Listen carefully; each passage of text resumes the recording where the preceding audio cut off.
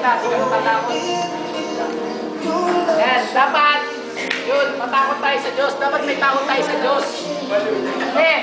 Matakot kayo na eh. Baka naman pag nakita niyo siya, pagputak ko eh, alam yung multo. Hindi yung ganun natakot.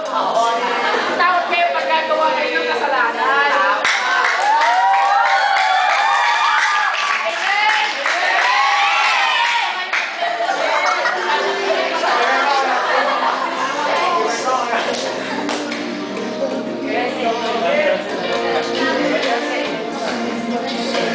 Sabi dito, tingnan nyo na lang ha.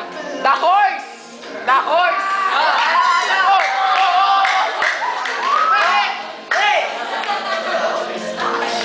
Ano?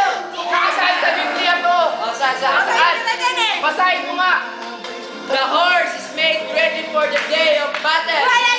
But made to rest with the Lord. Ay, ba't mo may namumulot na babae dito? Doon ka lang po, makinig ka lang. Tinatamaan ko po. Sabi dito, yun nga, horse! Yun, ulan. Eh na magpinito na din. Kasi baka magkasala ako sa ating Panginoon doon. Nagkakasala ka na. Yung nagkakasala, namamahagi ko lang ang kanyang salita. Amen. Amen!